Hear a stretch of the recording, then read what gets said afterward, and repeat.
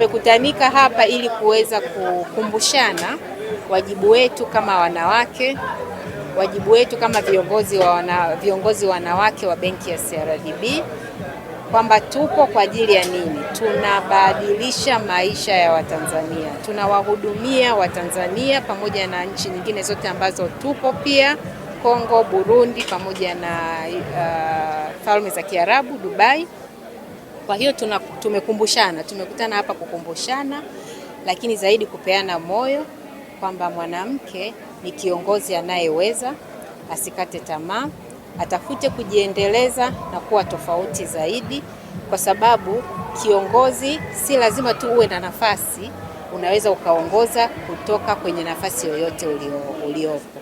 Kwa hiyo sisi leo kauli mbiu yetu kubwa ilikuwa ni hiyo, kwamba mwanamke ni kiongozi popote pale alipo, akiwa benki, akiwa nyumbani, akiwa kwenye jamii, na kwa pamoja tunaleta utofauti kwenye jamii zetu na kwenye benki na kwenye nchi yetu ya Tanzania na nyingine ambazo tupo. Kwa sisi tunaanza na staff ambao wako ndani. Tumekuwa tukitoa kipaumbele kwa kuwawezesha na kuwapa nafasi wakina mama kushiriki katika nafasi za uongozi. Tumekuwa na programs mbalimbali za kuhakikisha kwamba tunawajengea uwezo, lakini tuna program ambayo ni hasa inalenga kuhakikisha kwamba inawajengea uwezo na kuwa expose wanawake kuweza kushiriki, lakini vile vile kuwa mentor na kuwa coach ili waweze kuwa na uwezo wa kuweza kuchukua nafasi katika uongozi. Haishii hapo tu.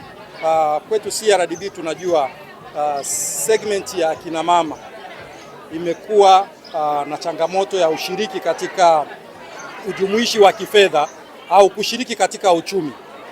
Kwetu sisi CRDB tuna kitengo maalum ambacho kinasimamia kuwawezesha wakina mama kushiriki katika uchumi kwa kuwapa mitaji, lakini kuwajengea uwezo, kuwafundisha namna ya kuendesha biashara, nidhamu ya kifedha. Leo tuko hapa kwa ajili ya kusherehekea mafanikio ambayo tumekuwa nayo katika jitihada za kuwawezesha wanawake kukua kiuchumi, kiuongozi na kwa nyanja zote ambazo wako tayari kukua. Lakini zaidi sana ni siku ambayo tunajitafakari ni sehemu gani ambayo tunaweza tukafanya mabadiliko, tukaboresha zaidi na kuhakikisha kwamba wanawake wanaweza kukua, waweze kufikia kwenye kiwango ambacho kila mmoja ana uwezo wa kuweza kufikia. Kwa hiyo hizi programu zetu pia zinalenga wanawake ambao ni bado vijana, labda miaka 30, watakuwaje viongozi, mambo ya mental health, lakini pia watafanyaje kazi vizuri na kubalance na familia. Niseme tuko kweli, tuko kimkakati